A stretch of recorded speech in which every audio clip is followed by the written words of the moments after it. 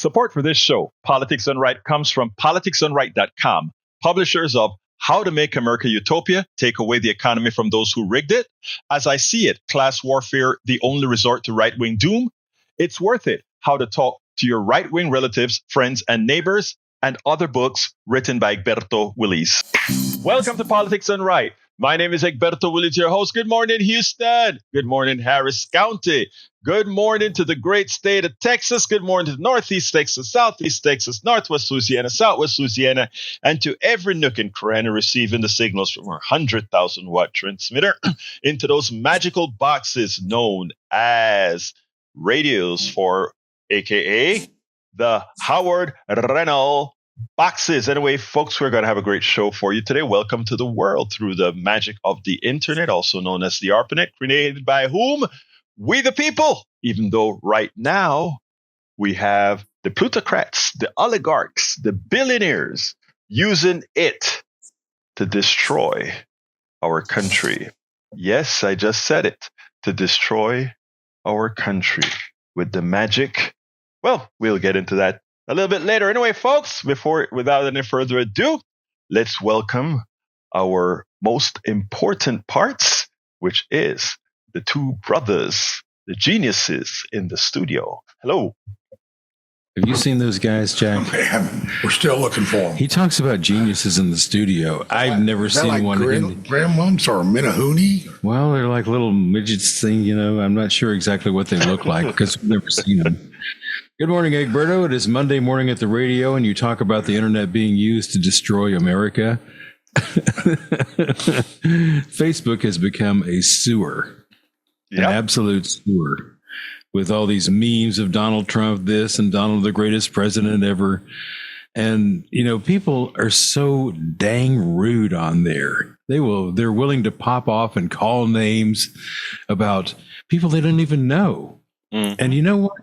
They'll fit in just nicely with the MAGA crowd because that's what the MAGA crowd does. If they can't beat you with logic, they'll shout you down. So it's just a sewer. I've got to take a break from Facebook. It's like, seriously? You think this guy's going to be able to do anything? But, you know, that's a whole other story. Jack has some wisdom here for us today, and I think that's probably better than anything I've got to say. Good morning, Egberto. How are you? I'm fine, my brother. Good morning. How are you doing this morning, sir? I was just fixing to tell Howard to take the other picture of the other end of his face and put it on Facebook. Oh, Jack. Yeah. Oh, well. Well, here we go. It's an inside joke. It is. All right. This is about the Electoral College. The Electoral College is a safety the wealthy control. If the people elect a candidate that is undesirable to the elites, they can change the results of the election. Trump being the clear and present danger and threat to the well-being of the world, you'd think it would be time for the Electoral College to exercise its power. But I'm thinking not. Yeah, go ahead, Jay. Oh, first caller of the day here. Let me go get that.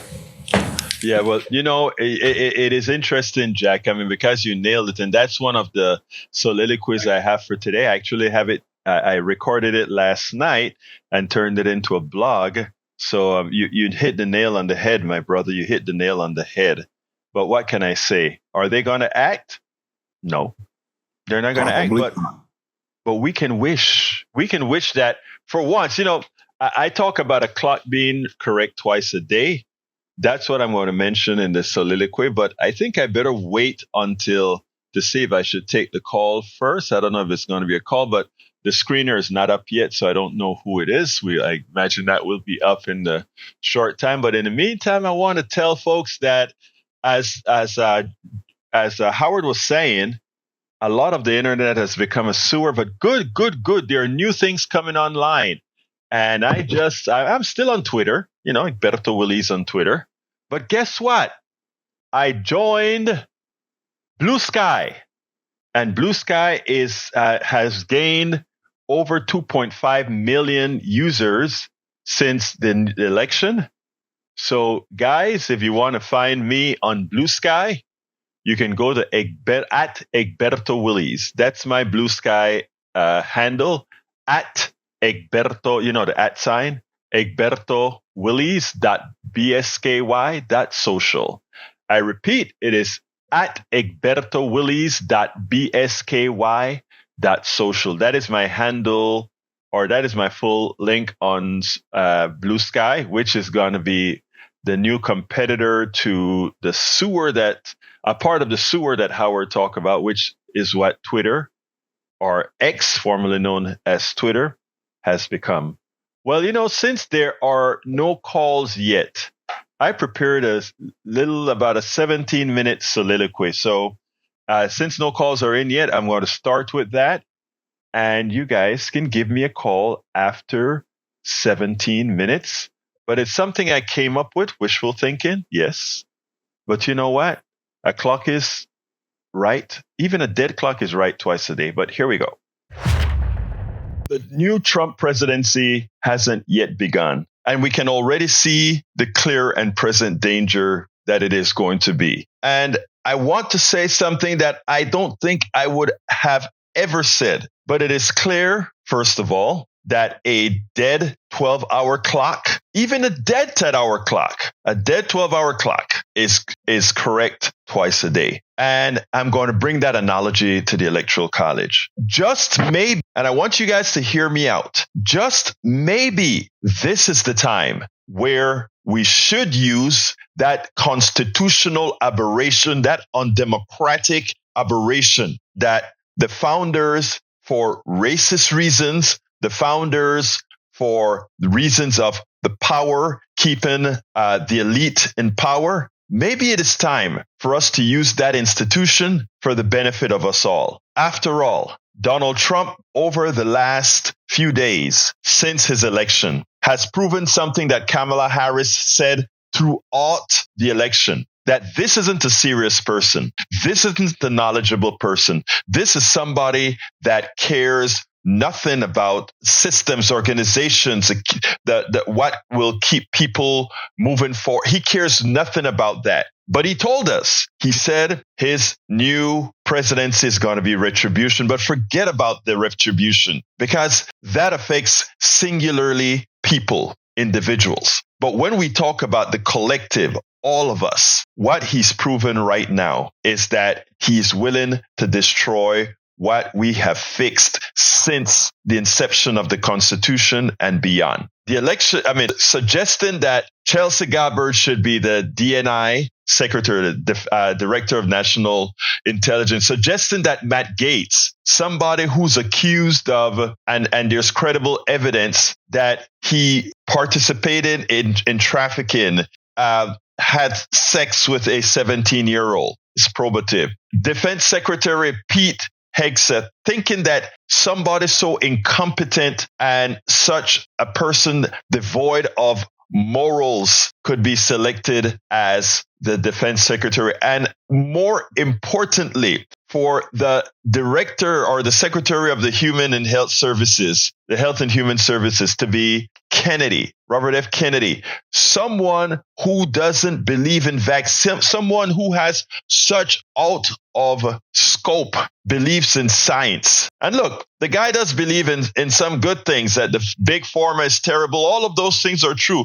But mixing some truths with things that would harm us all, that is a clear and present danger, not to a select few, but to the many. And when one goes ahead and think about it, one would say, well, he was elected democratically. And that is so true. The majority of the population from the count so far seem to be that they would have voted for Donald Trump. Unlike 2016, when he lost by 3 million votes, unlike 2020, when he lost by 7 million votes. But again, I digress. The Electoral College has been wrong. The Electoral College is an aberration. But let's be clear here. The Electoral College, if there's one mechanism left for us to save the country, just maybe the Electoral College, and they have December 17th, I believe, before they have to conclude. And for anyone saying, how can you dare say that? Well, we can prove that the Electoral College when it elected George Bush, changed the trajectory of the United States and is the genesis of a lot of the problems that we have today. From the Iraq war to creating a more massive defense industrial complex to the privatization of wars all over the world. We can show where the Electoral College, by making the president George Bush, created an existential problem going forward for the country. That can be proven based on what occurred under the Bush II administration. It was a clear failure internationally, etc. And then when the Electoral College elected Donald Trump, it was again the master of death. Had we had a competent president, we would not have lost over 1 million American citizens to COVID, because more than likely COVID would have been nipped in the butt before it became a pandemic. So the Electoral College failed by electing an incompetent person, and in the process creating a movement, a cult movement that dummified the population, that made the population less intelligent. Not to speak about having removed us from the Iran nuclear deal, not to speak about having removed us from the Paris Accord, which made sure that we looked like the nation that produces a second amount of carbon in the air was no longer reliable as being one of those who would provide the solution to the problem of the environment, which is likely our most severe problem at this time. But now we get Donald Trump for a second term, and the people that he is appointing are lacking. The people that he's appointed, they in each of those positions themselves, solely in those positions individually, are a clear and present danger to the Americans, to the world. In each of those positions, if health goes awry, it goes awry in America and internationally. If the defense secretary does the wrong thing, he creates the wrong environment, it affects the entire world. The attorney general, if he goes ahead and prosecutes that which he shouldn't, can have a material effect. And Chelsea Gabbard, as DNI, Director of National Intelligence, will ensure that no longer will we get the reports and intelligence reports from all these other countries working in unison to prevent us from being attacked from those who do not wish, for those who wish us harm. And for those who think there's no precedence, there's a very important article to read at the Electoral College at the Brennan Center. And that article titled, The Electoral College Racist Origins. Read that entire article. I'll place it in the corresponding blog for this particular post, this particular video. But again, an important article to read, The Electoral College's Racist Origins. But I want to use the argument that from a document that was linked to that particular Brennan story that originally appeared in The Atlantic by constitutional professor Wilfred E. Codrington III. But he referenced an article by William Buckley. Everybody know who's one of the parents of conservatism, or one of the guardians of conservatism. William F. Buckley wrote this article, Yea Yonder. And I want to read a couple of snippets from it. I mean, the article is objectionable. It's a racist article, but I want to show where this article, the snippets from this article, the article is titled, Why the South Must Prevail. And I'm going to use Buckley as a rationale for just maybe the Electoral College doing the right thing on the 17th of December. We're talking about juries, and he was talking about a vote in the Senate, and in effect, he's saying that there are times when juries, the jury of all of us, when we are executing our duties, just may waive the written law. And he says, for the effect of it is, and let us speak about it bluntly, to permit a jury to modify or waive the law in such circumstances as the judgment of the jury requires so grave an interposition between the law and its violator. In effect, it is saying there are times when, and I'm paraphrasing here, there are times when, for specific reasons, the law may not work. And then he has a long prose, and I want you to humor me here as I read it. And some will take offense to this as I take offense to it because, again, it's a racist statement, but I want to read it anyway because the people that he is currently speaking badly about are the people that folks would speak badly about now for having elected Donald Trump, and why maybe we need to supersede that for the benefit of society at large. Check this out. The central question that emerges, and it is not a parliamentary question or a question that is answered by merely consulting a catalog of rights of American citizens born equal, is whether the white community in the South is entitled to take such measures as are necessary to prevail politically and culturally in areas in which it does not predominate numerically. The sobering answer is yes. The white community is so entitled. For the time being, it is the advanced race. It is not easy, and it is unpleasant to adduce statistics evidencing the median cultural superiority of white over Negro, but it is a fact that obtrudes one that cannot be hidden by ever so busy egalitarians and anthropologists. The question, as far as the white community is concerned, is whether the claim of civilization supersedes those of universal suffrage. The British believe they do, and acted accordingly in Kenya, where the choice was dramatically one between civilization and barbarism, and elsewhere. The South, where the conflict is by no means dramatic as in Kenya, nevertheless perceives important qualitative differences between its culture and the Negroes and intends to assert its own. National Review believes that the South's premises are correct. Remember the National Review magazine.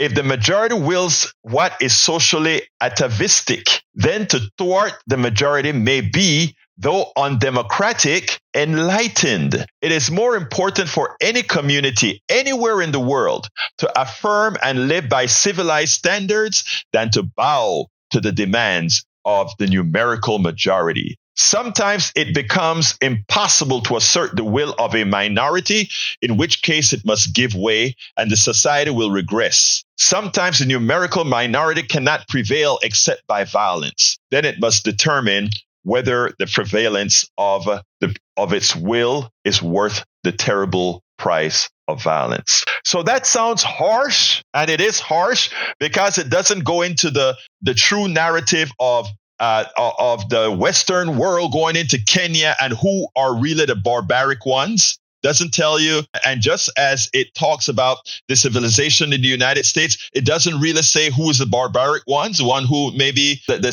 civilization that actually killed off the Indians, the civilization that actually enslaved people and made and kept them uneducated.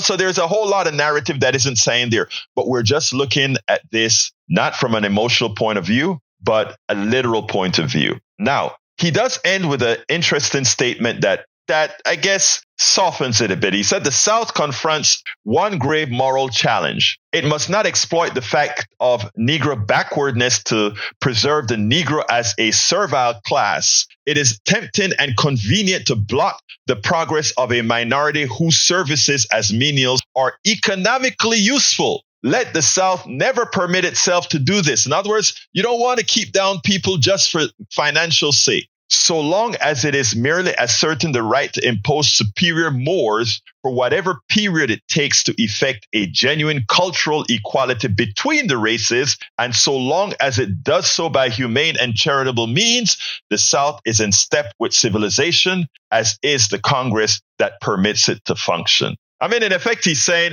well, when those minorities or those black people or those natives or when they come up to our when those cultural standards are equal, then then one person, one vote. Okay, look, this is the racist document written back yonder. I mean, it is amazing that this was the norm and this is how people spoke. Okay. And this is what, and without narrative, just asserting one's superiority without asserting how one got to be considered the superior one through violence, through misogynist, through, whatever the case may be. But the reason I brought this article up is we could use this same analogy now to those who decided to elect a misogynist, a convicted criminal, somebody who went ahead and hold on to women by their parts, somebody who was stolen, somebody who has been a traitor to the country, somebody who empirically has potentially sold secrets to other countries, etc. I'm saying, quote unquote, we could use that same analogy within conservative Daddy Williams Buckley's document to justify Supreme Court, to justify an electoral college that says to save the nation, we must do this. Remember, in this one article, he said there are times when a jury must go against a law. He also states that, well, if you have an educated population that is doing something against their interests, even as they don't know it. And he makes mentions of also, but this is a temporary fix just to preserve society. Let me tell you something, folks. A democracy requires good thinking, educated people. We can have discussions on whether to have big government and small government. We can have discussions on whether we should make abortion legal or not legal. We can have discussions as far as where we want controls to be. What we cannot have discussions about is whether we can watch our country go down the drain, watch our country lose, watch a majority of the people be placed in a condition where they're failing. Look, if we were solely run by a majority vote, as many believe in, as I believe that we should do that most of the times, except for, again, folks, inalienable rights. But an inalienable right is a right to continue to exist. An inalienable right is one that allows for, as the Constitution speaks about as well, is the goodwill of us all. And what has been done by the election of Donald Trump denies that. And there is one mechanism left, a mechanism that we ultimately want to go away, but a mechanism that I said, but a condition in this country that would not have occurred if that particular mechanism hadn't failed in the first place with Bush 1 and Trump.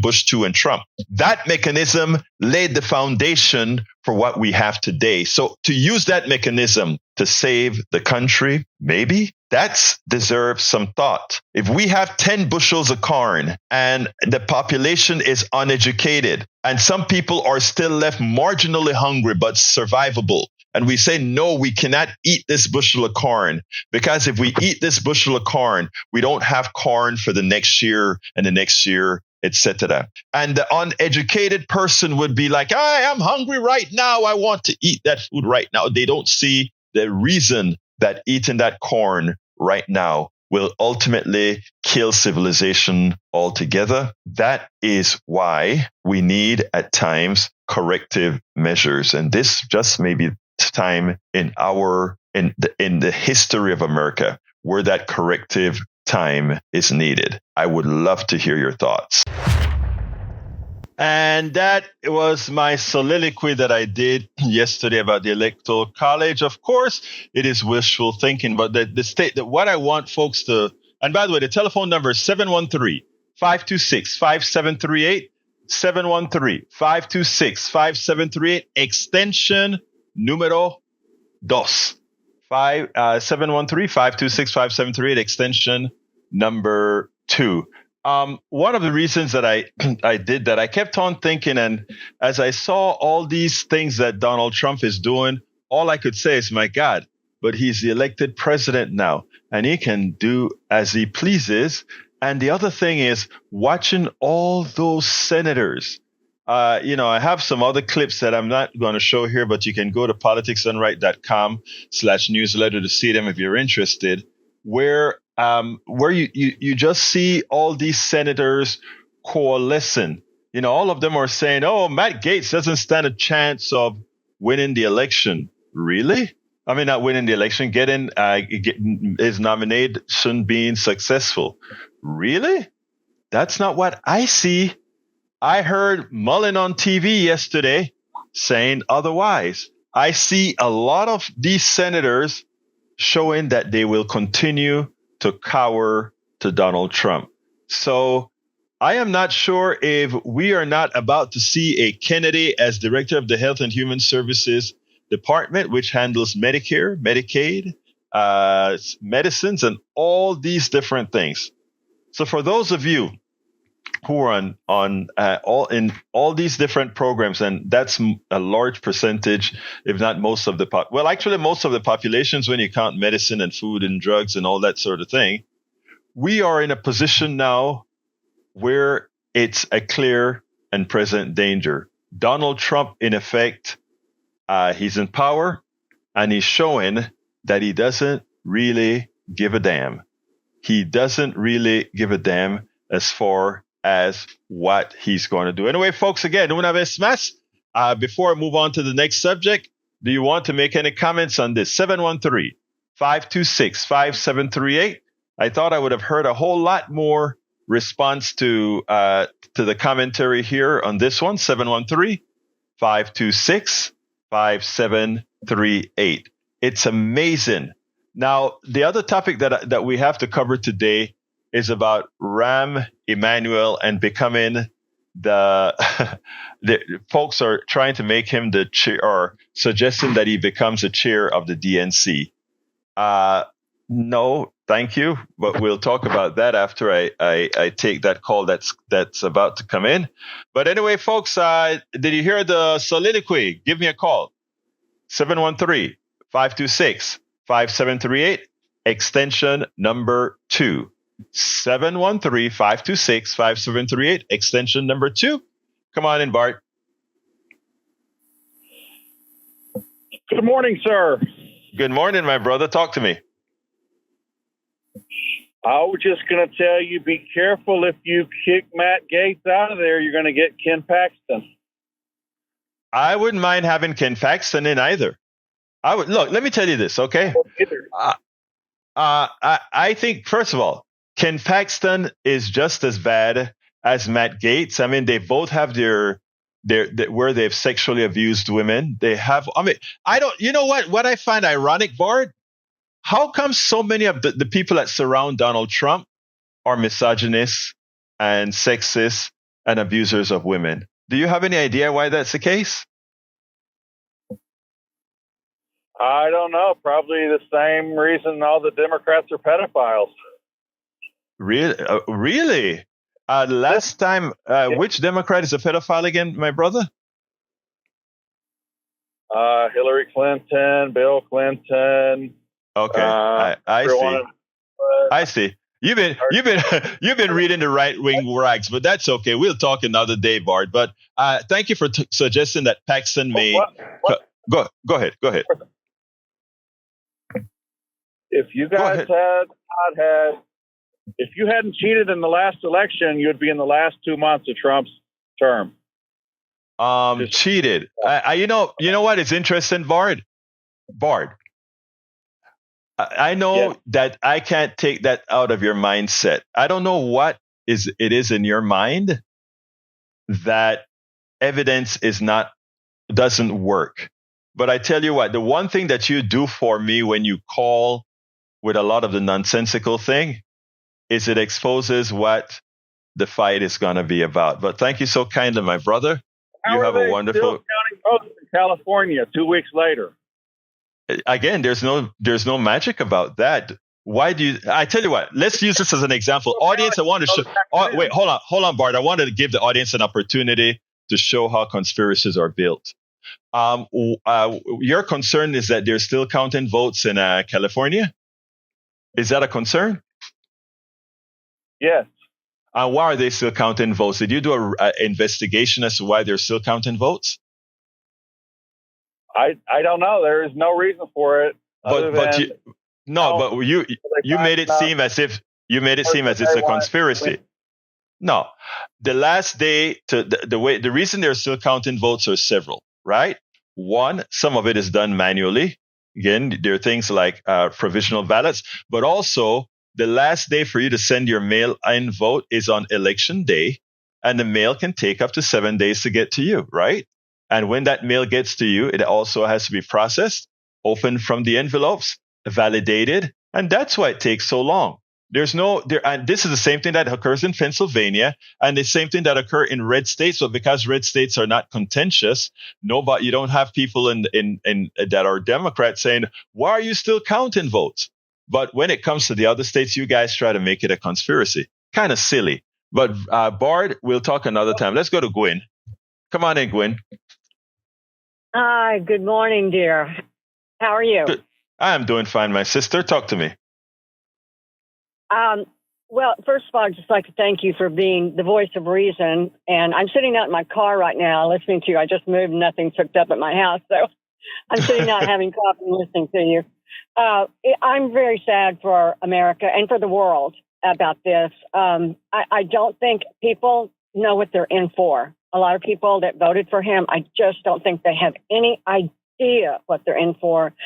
And it just saddens me. It's like the Confederacy won, the Kremlin won, all the hate groups won. I don't know. But what I was wondering if you have what your take. I'm on Social Security, and I'm just wondering about that. That's pretty much my main source of income, and I'm lower income. Do you have any ideas on what he's going to do? Well, let me tell you what based on the kind of spending he wants to do and where his spending would occur and what he wants to do on taxes, I figure that if he has his way, things like COLA, your cost of living increase that occurs every year, may be the first culprit. The second culprit is likely the attempt to raise the retirement age. I'll be very frank with you. I think if you are already on Social Security, the hit that you're going to take is likely to be the cost of living increase if he can get it through. But let me tell you what we are going to do as part of those of us who intend to be a part of the resistance. Let me take my host hat off and speak to you as an activist now.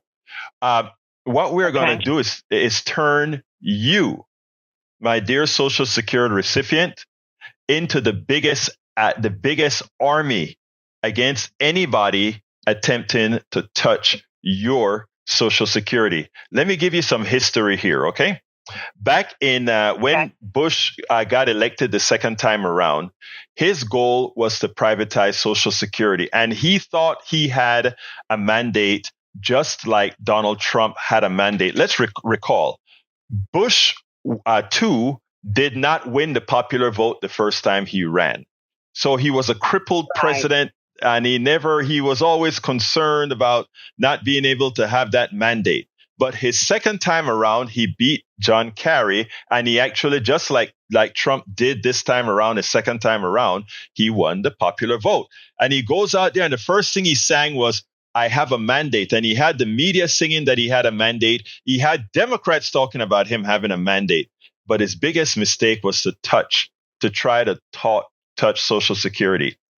And what we did as activists is we went out there and we made that the issue. And he had to come curled with his tail between his legs.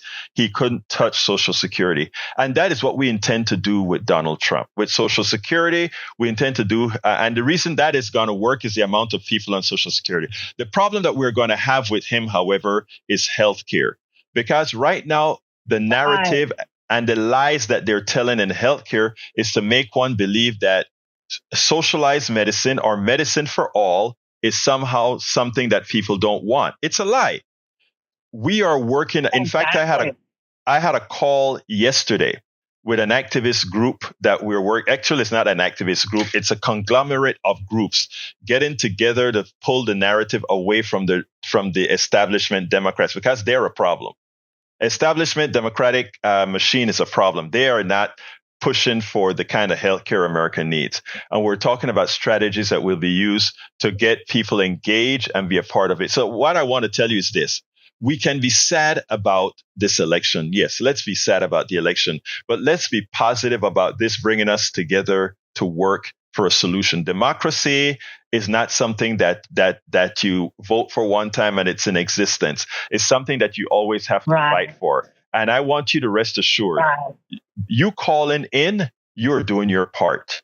You're doing your part in letting people know you exist and that we have to fight for you. And you will become a part of the fight as well for whatever a part you can do. And we will make sure that everybody gets engaged in doing the part that they need to do. So, Gwen, thank you very much for your call. Anything else you want to add?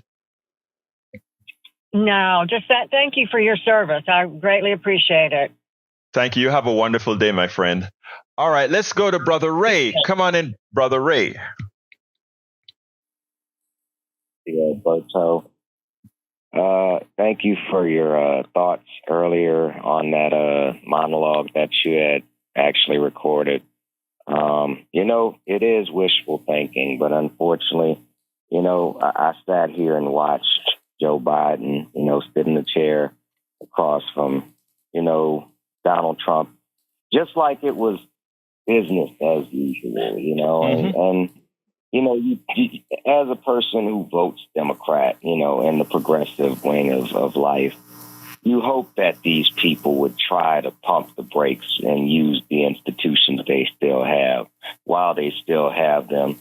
And the thing about it is, it's like they were sounding the alarm saying, hey, this man is a threat to democracy. This man is a threat to democracy, until they lose the election. And then it's like, well, we lost the election, so we can't do anything about the threat to democracy. Let's just move on. Business will go on. It's just, I hate how the Democratic establishment does kind of just do the theatrics and the pageantry of it. Like, this is not a big deal, like if it was our side, I don't care if he won by 10 million votes, we would have something to say. And I just don't see that, from anywhere. And I mean, the whole Rahm Emanuel thing, forget the whole Obama administration as far as moving forward. It clearly is not where America is now. Ray, I'm glad you said that, because and we run the risk of that, right? I mean, you said something so prescient. Let me explain. You said before the election, Democrats were talking about Donald Trump being a clear and present danger, Donald Trump being dangerous and whatever. And after the election, the establishment Democrats are simply trying to appease Donald Trump, which is what I see. And you are so correct in that observation.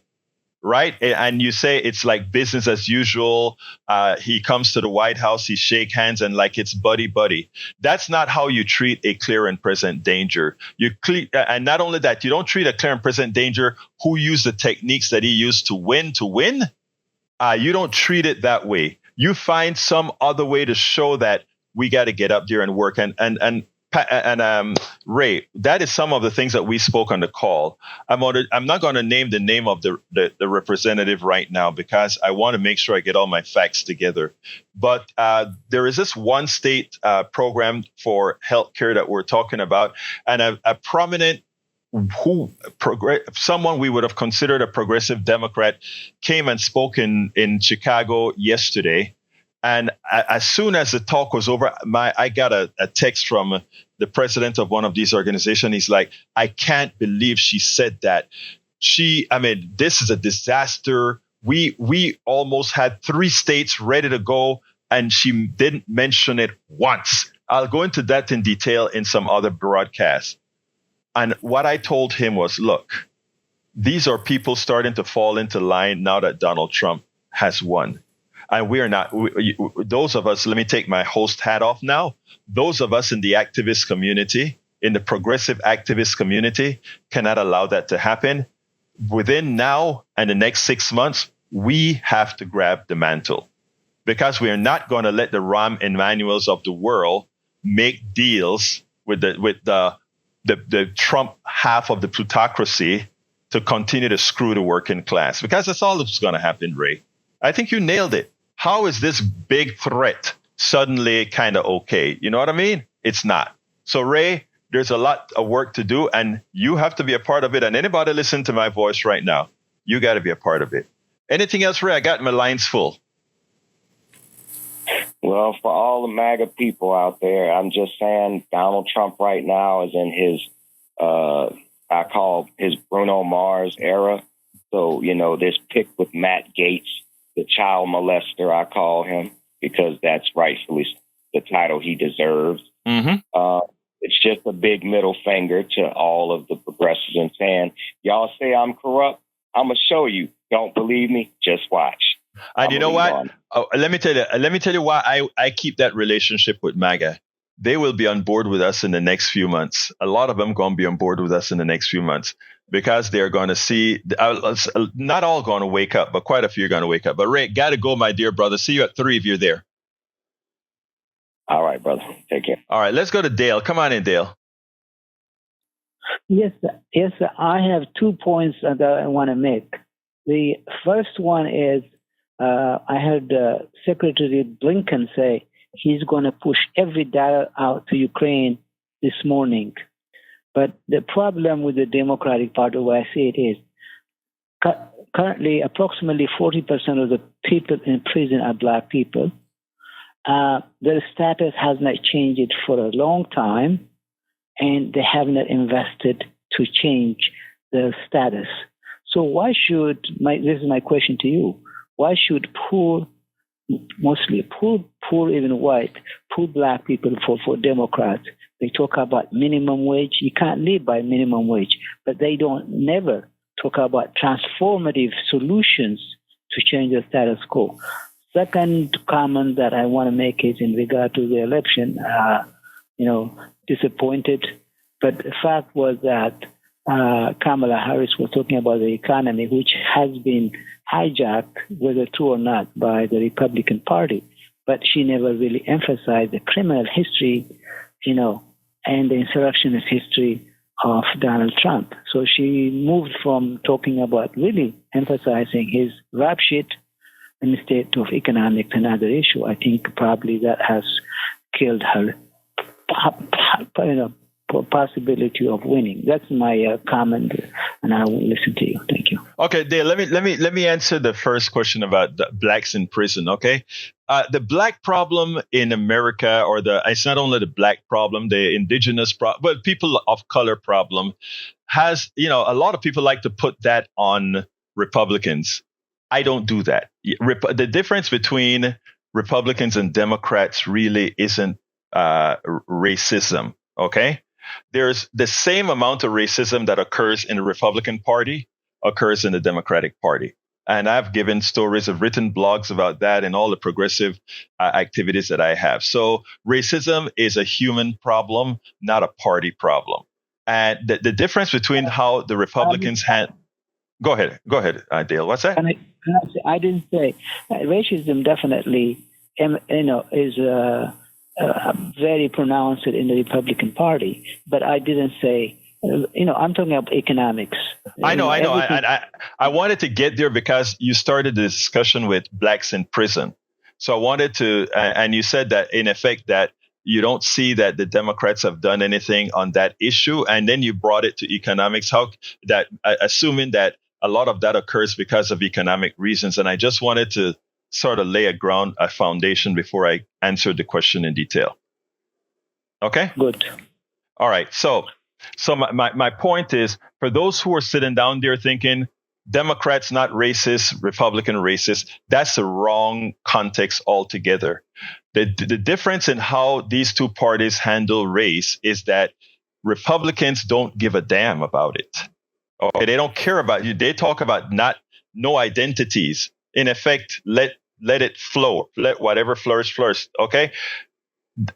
As a form of policy, Democrats are always trying to improve on it, whether successful or not, but they're trying to improve on it. Okay. They're trying to say we shouldn't be this way, etc. But we are humans, and that's where we are as a country. Now, how it comes to economics. There are not two parties.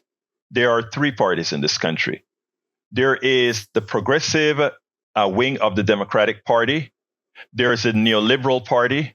And then there is the MAGA party, which was formerly what we would call the right-wing party. Those are the three parties. And the party that has always had the dominance is the neoliberal party.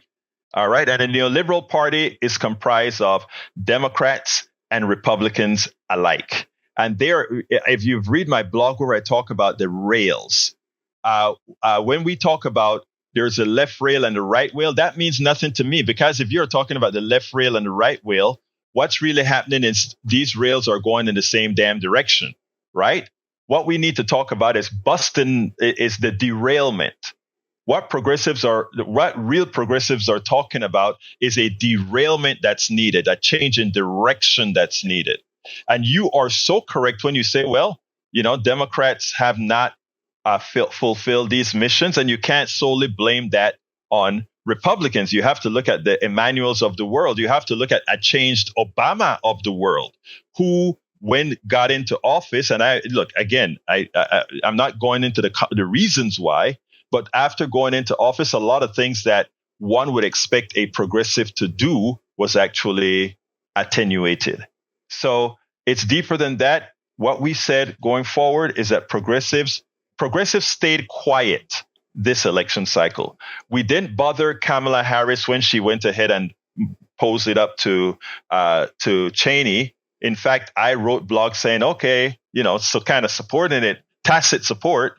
When she didn't mention stuff about certain economic things like healthcare for all, we let it slide. And the reason progressives did that, when I say we, I'm not talking as a host, I'm talking about as an activist.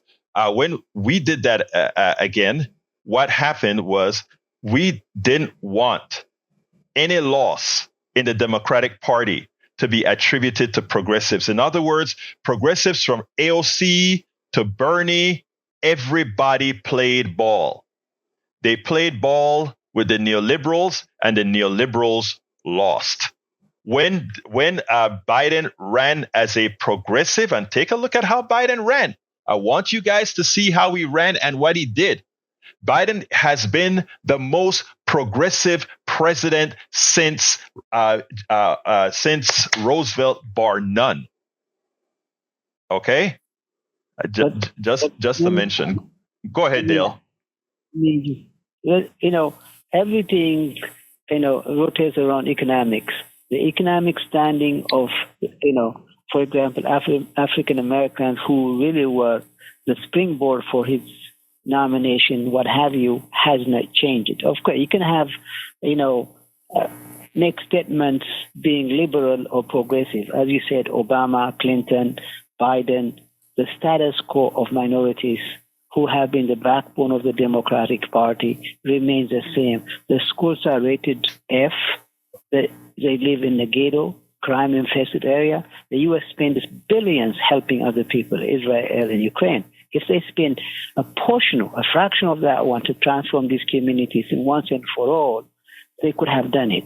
They don't care. That's that it's okay to see it that way. That's not politics, though, right? The politics is that, first of all, Black people plus indigenous Latino people do not make up a majority of the population. And if you start transferring, if you transfer as you've spoken to these people, first of all, Black people don't elect Democrats. That is the biggest fallacy out there. Black people make up 13% of the population. Latinos make up, I can't remember the percentage. This is a white population, no matter how you look at it. And that is something that people need to get into their heads when they start to believe that Black people have the power that they have in the Democratic Party and all that kind of stuff. Wake up. There's 12% of the population. They can make a difference at the margins. And therefore, that's the reason a lot of things don't get done for a select group of people. You have to find a way to be inclusive. When you hear my phrase that I say we have to unite Appalachia, the ghettos, and the barrios, it's in unity that you can make change, not singularly and for one group or anything like that. So that is the reality. Yes, it is true that we could take all the money from Ukraine and put it in the ghettos. The other fallacy is that to sit back and think that Black people are a basket case or that Latinos are a basket case. Here's the reality. Most Black people, most Latinos are doing just fine. Thank you very much. They have a higher percentage of poor because of historical reasons, but still, most are doing just fine. This stuff about these different minority groups being basket case is not a reality. It's an imaginary thing that's placed on TV. And I think it's important for us to understand that. Hey, Dale, I spent a lot of time with you, and because what you said is so important that I wanted to touch on. Can you keep listening and call another day as well? Thank you. Thank you, brother. All right, guys, I spent a lot of time with Dale, and I don't have a lot of time left. So I'm going to be asking everybody to speak for 30 seconds and say your piece, and then we're going to move on. Betty, come on in, beautiful. What I'm saying about Trump's cabinet, they run in bunches. They're like street gangs. They need each other.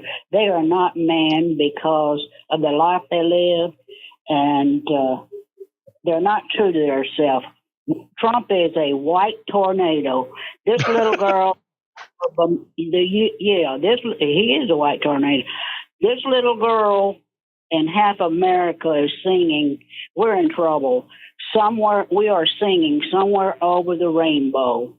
Thank you. Thank you, Betty. Let's go to Donald. Donald, give me about 30 seconds. I got to go quick, brother.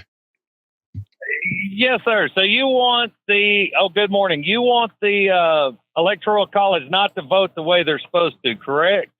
Actually, it was a wishful thinking, and I know it's not a reality. But what I wanted people to postulate real quick, Donald, is this. A lot of the problems that we're having right now is a result of that aberration, that horrendous thing called the Electoral College when it elected Bush 2, which caused the Iraq War and several other defense industrial complex extension and all of that. Secondly, it again elected Donald Trump, which took us out of the Paris Accord, which made COVID a killer, etc. And it was sort of a wishful thinking kind of a thing, not anything real. But continue, Donald. The other thing, Joe Biden sitting there smiling, shaking Trump's hands because he knew this week he was going to tell Ukraine that they could use long-range missiles. And then that's going to bring all the other people in to use their long-range missiles. So everybody gets to clean out their war chest from their outdated missiles and stuff. There you go. Hey, Donald, I'm not going to argue with you on that one, brother. Could be true. Thank you, my brother. All right, Jacob, give me 30 seconds, Jacob. Yeah, so-called blacks are the constituents, number one, and for the Democratic Party, number one. That's a fact.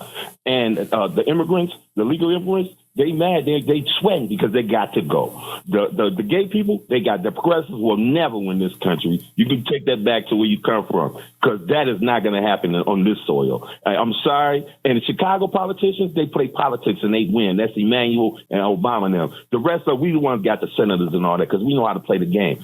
I don't think you understand. You think you know more politics than what you do. We know how to do it. And Chicago would have put a Kamala in there, but she went with the progressives, with the gay and the immigrants and all that stuff. And she got a mollywop with the popular vote. And also, she's in electoral college. It's over for y'all. That's it. Thank you very much, Jacob. Let's go to Johnny. Come on in, Johnny. That is really troubling, that last call. He said it's over for y'all. That's it. He said y'all. He didn't say it's us. It's over for us. That's one problem. But I have a change in my thinking. Like you, I still do, in fact, say that we should take over the Democratic Party. But I'm beginning to think that maybe that strategy is a failed strategy in terms of putting all our eggs in one basket. Rather than just focus on a takeover, whether it's a violent takeover or whatever kind of takeover of the party, I think we also need to simultaneously start putting our attention, volunteer work and energy and funding towards a party like the Working People's Party. Let me interrupt you there. I'm a friend of Maurice Mitchell. Okay, Maurice Mitchell is head of that party. I spoke to him in Baltimore this week, not this week. At last Netroots. Check out the interview at my site. You're gonna see that is where we're heading. I love what you said, dear Johnny. We need to in other words, we need to be able to brush our teeth and chew gum at the same time. Yes, exactly. Exactly. Look, let me just say, Johnny, you nailed it. Check out the interview with Maurice Mitchell. He's the head of that party. We'll talk later. I hope I nailed it, not a nail. All right, buddy. Let's talk. Patrick, come on in. Patrick, you're on. Did we lose Patrick? Looks like we lost. Yeah. Hey, Patrick. Well, yeah, it looks like we lost Patrick. I'll see Patrick. I know I'll reach him at 3:00. He's at both shows. Anyway, folks, I had to go through that real speed right there. I want to welcome on the chat. We've got Eric Hayes. We got J. Ray. Says, unfortunately, the Democratic Party needs to learn if America has to choose between Republican and Republican light, they're just going to choose Republican. Why substitute? You nailed it, Jay. We don't have the discernment we used to have American society, and that's our downfall currently. You know, one of the board members were over at my place yesterday doing some calling to our members, and she was talking about that issue about downfall of the country, etc. And I pointed out, you know, the reality is we can make a difference. We can make a difference. So don't ever get disillusioned, folks. Don't ever get disillusioned. J. Ray says the neoliberal establishment Democrats are not electable anymore because they are perceived as fake. AOC dug into this, and AOC nailed it, because imagine there are people who are voting for AOC and Trump. Think about that. There are a lot of AOC voters who actually voted for Trump. That tells you the decay of not of the progressives. It tells you the decay of the establishment Democrats. I want you guys to analyze that again. There's some articles about that at Daily Kos with AOC and that point. Anyway, let me throw it to the studio. Okay, Egberto, I was just sitting here thinking, the American public, yeah, we're tired of high prices. Yeah, that's basically what it was all about anyway. Mm-hmm. But you have effectively used a hand grenade to kill a fly on the wall. The fly is dead. You achieved that goal. But boy, do you have a big hole in your wall. Yeah. So to bring more flies in. And I you know, most of the stuff that Donald Trump was promising, he's not going to be able to deliver anyway. Some of this stuff is out of the president's purview and can't be done without an act of Congress. Maybe he can do it later, but the first day he said, I'm going to sign this executive order, like 300 of them. You're going to be in there all day signing executive orders on your first day. Seriously? Come on, people. You got to know the difference. You got to know the difference between somebody who can do something and who can't. Jack, what you got? He say nothing. Wow, Jack has nothing. Oh my God. Well, he had a great start. But anyway, folks, look, don't forget the rest of the show is always at politicsdoneright.com/newsletter, politicsdoneright.com/newsletter.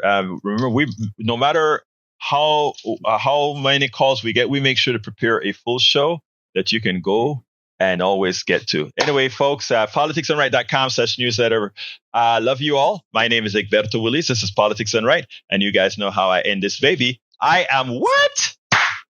Out. Support for this show, Politics Done Right, comes from politicsdoneright.com, publishers of How to Make America Utopia, Take Away the Economy from Those Who Rigged It. As I See It, Class Warfare, The Only Resort to Right-Wing Doom. It's Worth It, How to Talk to Your Right-Wing Relatives, Friends, and Neighbors, and other books written by Egberto Willies.